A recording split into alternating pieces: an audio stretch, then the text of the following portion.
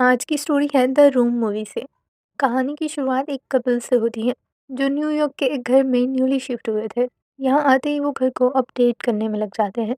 वैसे तो ये घर देखने में बहुत पुराना लग रहा था, लेकिन ये था खूबसूरत, इसीलिए ये दोनों यहाँ रहने के लिए बहुत एक्साइटेड थे। किचन की सफाई करते हुए कैट को वहाँ एक मरा हुआ बर्ड मिलता है, जिसे दफन करने के लिए अब वो घर से बाहर गार्डन की तरफ जाती है। ये गड्ढा खोदकर इसे दफनाने ही वाली थी कि तभी इसका हस्बैंड मैट इसे आवाज़ देकर वापस बुलाता है। जब केट वापस मुड़कर देखती है तो बर्ड वहाँ से गायब था। ये देखकर वो बहुत हैरान हुई थी, लेकिन फिर भी वो इस बात को इग्नोर करके घर वापस आ जाती है।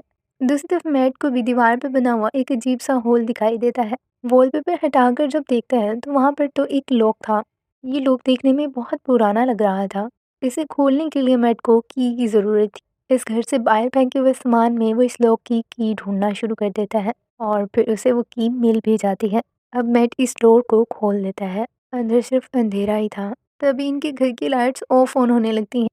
ये देखकर मैट अंदर जाने की बजाय इलेक्ट्रिक पावर्स को कॉल करता है। कुछ देर के बाद कंपनी से लाइट ठीक करने वाला वो आदमी इनके घर पर था। मैट उसे बेसमेंट में ले जाता है, जहाँ सभी वायर्स का कनेक्शन था। वो इलेक्ट्रीशियन भी इस तरह के सिस्टम को पहली बार देख रहा था। बेसमेंट में सभी वायर्स बहुत बुरी तरह से जुड़ी हुई थी। इलेक्ट्रीशियन इसे बताता है कि ये सिस्टम बहुत पुराना बनाया गया है, आजकल इस तरह का काम नहीं किया जाता। जाते हुए इलेक्ट्रीशियन मैट को बताता है कि इस घर के पुराने ओनर की मौत भी इसी घर में हुई थी। ये बात मैट को काफ़ी अजीब लगी थी।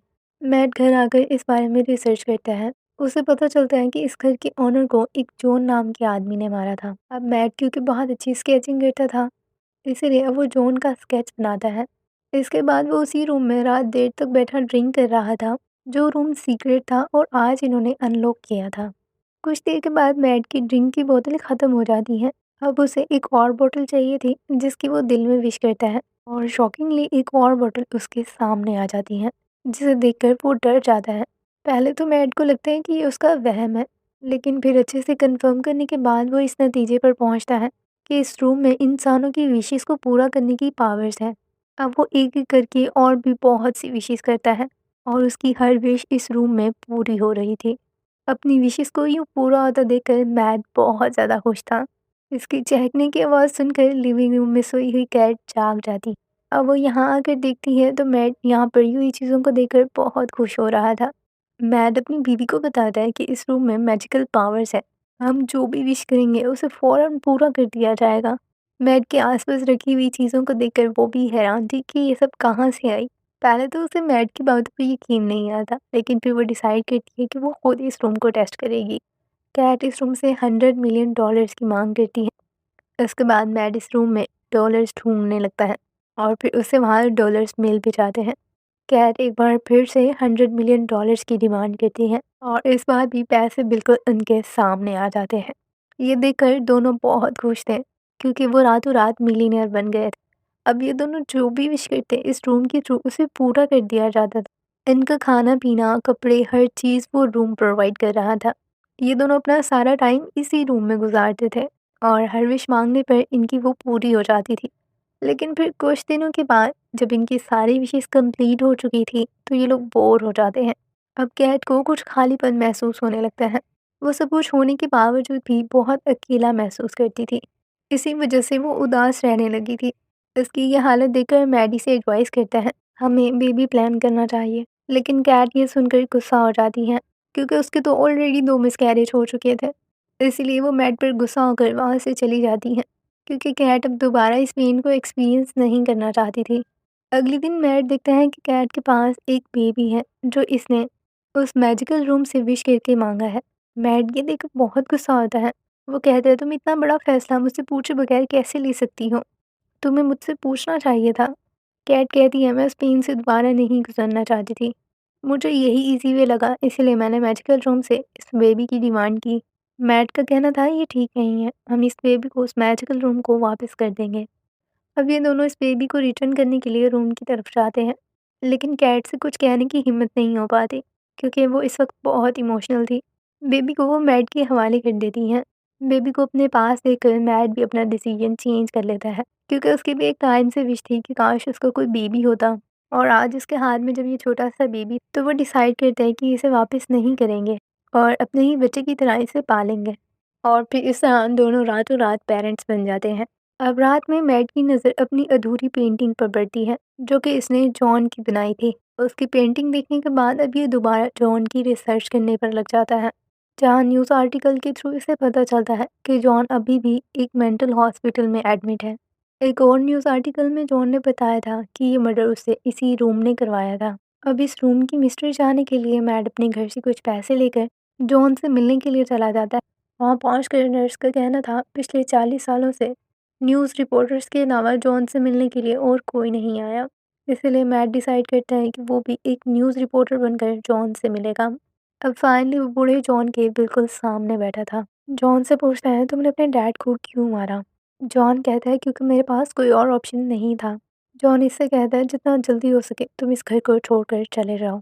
मैट जॉन से इस रूम के बारे में पूछने की कोशिश करता है, लेकिन जॉन इसे कुछ नहीं बताता। वो बार बार बस इसे यही कह रहा था कि जितना जल्दी हो सके तुम इस रूम को छोड़कर, इस घर को छोड़कर कहीं बहुत दूर चले जाओ।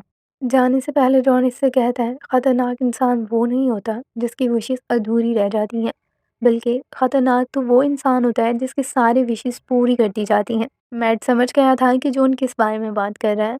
हॉस्पिटल से वापस आते हुए रास्ते में वो गैस स्टेशन पर रुकता है। पेमेंट करने के लिए जब वो पैसे निकालता है तो देखता है उसके वॉलेट में पैसों की बजाय मट्टी थी। ये देखकर उसे बहुत गुस्सा आता है। जॉन घर आता है और पैसों को चेक करने के लिए घर से बाहर फेंकता है, और कुछ पेंटिंग्स भी जो इसी रूम ने बनाई थी। देखते देखते वो ड्राइंग और पैसे मिट्टी में बदल चुके थे। जॉन ये समझ आता है कि इस रूम की चीज़ें सिर्फ इसी घर के लिए हैं, हम इन्हें बाहर लेकर नहीं जा सकते। ये जानकर मैट को बहुत गुस्सा आता है और फिर वो इस रूम को तोड़ने में लग जाता है। रूम की वॉल्स को तोड़ने के बाद इसे वहाँ जुड़ी हुई वायर्स के अलावा और कुछ नहीं मिलता। देर के बाद इनका बेबी रोने लगता है। कैट उसे संभालने की कोशिश कर रही थी, लेकिन फिर भी बेबी खामोश नहीं होता। अब मैट यहाँ आता है और इसे चुप करवाने के लिए घर से बाहर ले जाता है। कुछ देर के लिए ये लोग घर से बाहर ही रुकते हैं। तभी मैट नोटिस करते हैं कि इनका बेबी बड़ा हो रहा था। ये देखने के बाद वो इन्हें फौरन घर के अंदर ले आता है। अब तक इनका बेबी काफ़ी बड़ा हो चुका था। ये देखकर कैट भी बहुत हैरान थी कि आखिर ऐसे कैसे हो सकता है, हमारा बेबी इतने जल्दी बड़ा कैसे हो गया। मैट इसे बताता है, इस रूम से मांगी गई विशेष को हम इस घर से बाहर नहीं ले जा सकते। अगर हम ऐसा करेंगे तो वो बूढ़ी होकर मर जाएंगी। ये सब जानकर कैट को भी बहुत बुरा लगता है कि अब उनका बेटा कभी भी इस घर से बाहर नहीं जा सकेगा। अब कैट उसे घर के अंदर ही पढ़ाना शुरू करती है। वो इसे ये भी समझाती है कि बाहर जाना तुम्हारे लिए सेफ नहीं है, इसीलिए तुम हमेशा घर के अंदर ही रहना। इन्होंने अपने बेबी का नाम सैम रखा था। सैम अपनी मॉम से कहता है कि मुझे बाहर की दुनिया देखनी है, मुझे भी आप लोगों की तरह बाहर जाना है। लेकिन कैट उसे समझाती है, तुम बाहर नहीं जा सकते, ये तुम्हारे लिए सेफ नहीं है।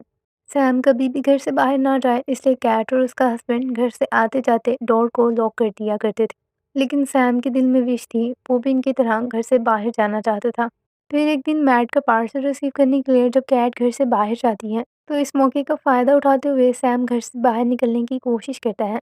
लेकिन इससे पहले कि वो बाहर जा पाता, सैम इसे देख लेती है और फिर इसे वापस घर के अंदर ले आती है।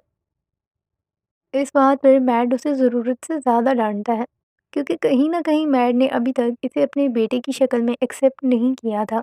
वो अक्सर सैम को बहुत बुरी तरह से डाँटा करता था। आज भी उसने ऐसा ही किया था। इस बात पर दोनों हस्बैंड वाइफ के दरमियान बहस शुरू हो जाती है। कैट इसे कहती है, तुम कभी भी अच्छे डैड नहीं बन सकते, क्योंकि कभी भी तुमने सैम को अपना बेटा समझा ही नहीं है। इसी दौरान इनके घर पर एक कॉल आती है, जिसे सैम बगैर परमिशन के अटेंड कर लेता है और बात करने लगता है। दूसरी तरफ कोई और नहीं बल्कि जॉन था, और वो मैट से बात करना चाहता था। तभी मैट आकर सैम से फ़ोन ले लेता है। इसी दौरान जॉन जान चुका था कि इन्होंने उस रूम से बेबी की विश की है। इसीलिए अब जॉन मैट को बताता है कि वो खुद भी इसी रूम से विश किया गया एक बच्चा था, लेकिन वो कभी भी इस घर से आज़ाद नहीं हो सकता था, क्योंकि इसके बदले उसके पेरेंट्स में से किसी एक को मरना था। इसीलिए उसकी मॉम ने उसके डैड को मार डाला था।